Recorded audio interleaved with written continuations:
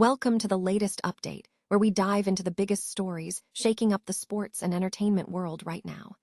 First up, we head to the gridiron, where the New Orleans Saints have made a bold move by selecting Georgia tight end Oscar Delp in the third round. With his impressive physical tools and high ceiling, this pick is already generating major buzz among fans who are eager to see how he elevates the team offense. Tired of dropping your phone or struggling to prop it up?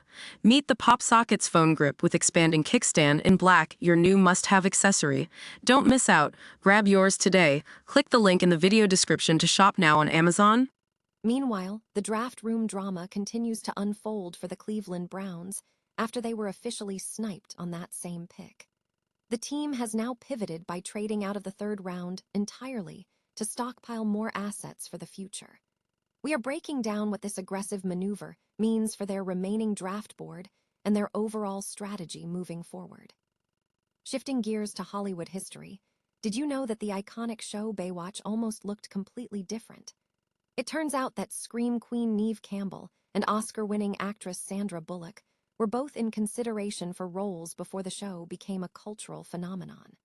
We are pulling back the curtain on these forgotten casting near misses and the reasons why these legendary stars never ended up on that famous beach. Finally, we take a look at the humble beginnings of Hollywood royalty as we uncover a hidden cameo you probably missed. Before he became an Oscar-winning force on the big screen, a young Benicio del Toro was just a background extra in Madonna's classic music video for La Isla Bonita. His journey from an unknown face in a pop video to a cinema legend is truly one of a kind. If you want to keep up with all these stories and more, make sure to like this video, subscribe to the channel, and hit that notification bell. Ever wonder what happens when a hidden gem meets a system that just doesn't know how to use him? Well, the New Orleans Saints are betting big that they've just found the answer. With the 73rd overall pick in the third round, the Saints pulled the trigger on Georgia tight end Oscar Delp, and this is a move that should have every Who Dat fan leaning in. At 6'5" and 245 pounds, Delp is a physical specimen who was frankly underutilized in the Bulldogs' pass-heavy rotation. But look closely at the tape, and you'll see the silver lining.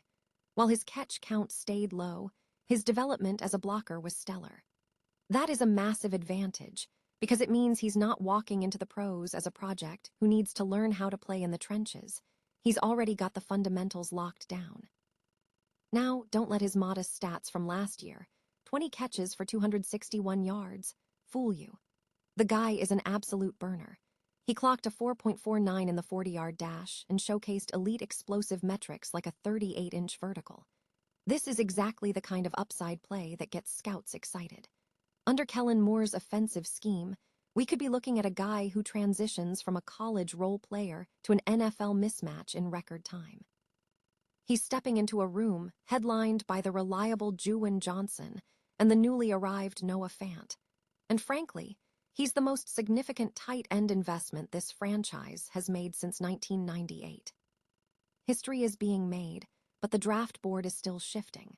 While the Saints are slated to sit tight until the fourth round, don't be surprised if rumors of a trade-up turn into reality. This front office is clearly hunting for impact players, and they aren't afraid to be aggressive. If you're excited to see what Delp brings to the Big Easy, make sure to hit that subscribe button and let me know in the comments.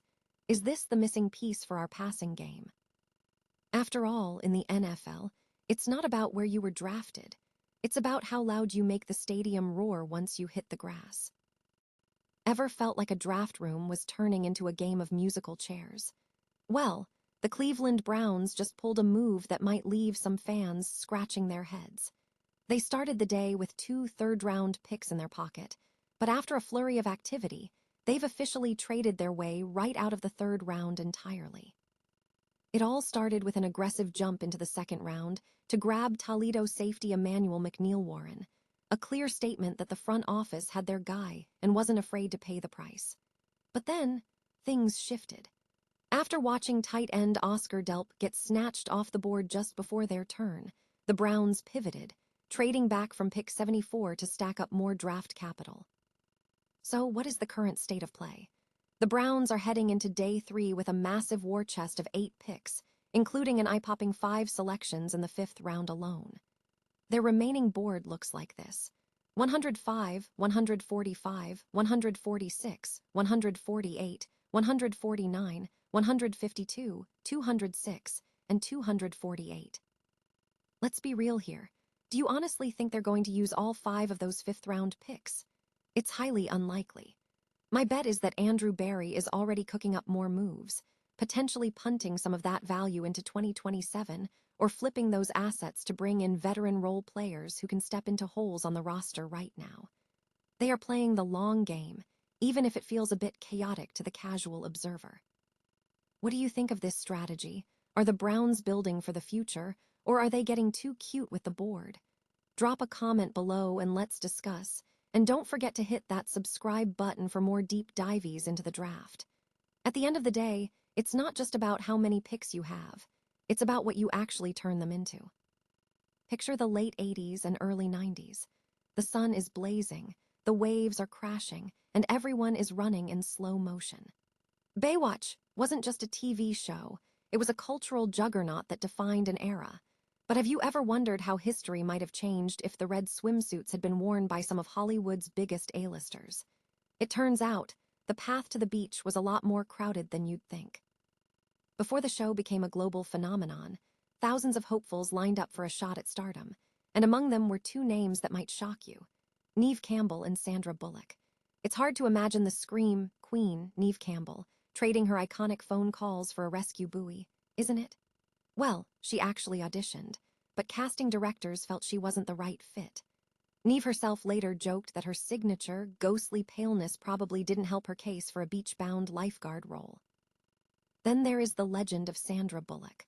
Long before she was taking home an Oscar for The Blind Side, she was just another rising star navigating the audition circuit. While she was slated to walk into that casting room, she reportedly passed on the opportunity before even showing up.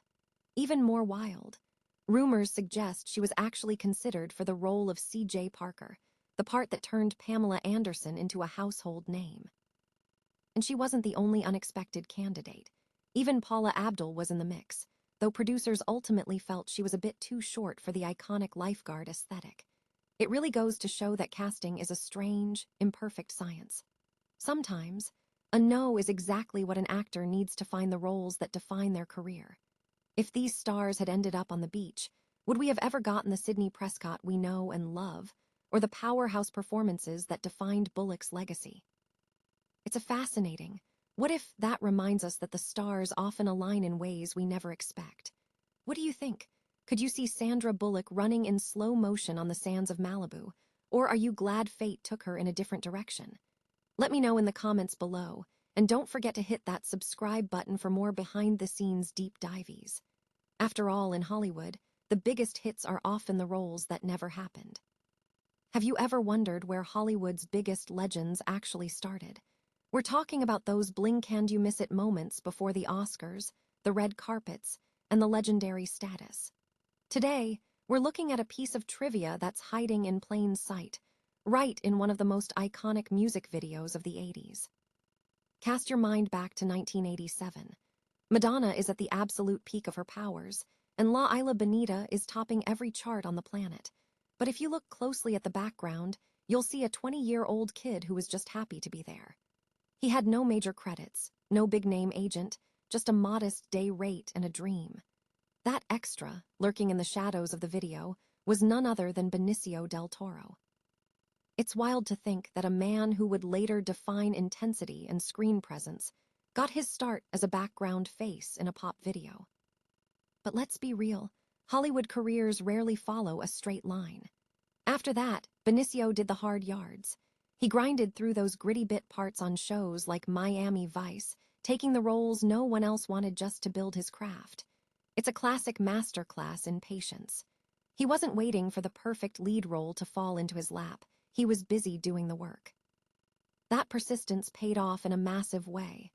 From the hypnotic, scene-stealing rhythm of The Usual Suspects to his tour de force performance in Traffic, which rightfully earned him an Oscar, and his haunting work in Sicario, he proved that he wasn't just a face, he was an artist. His career trajectory is a testament to the idea that you shouldn't turn your nose up at the small opportunities. Benicio's journey shows us that success isn't about the golden ticket, it's about what you do with the momentum you build. For anyone out there waiting for the perfect big break, take a page out of his book. Why not just start with what's in front of you? If you enjoyed this deep dive into cinema history, hit that subscribe button and ring the bell so you never miss our look behind the curtain of the film industry. After all, every legend starts somewhere. Where are you starting your journey today?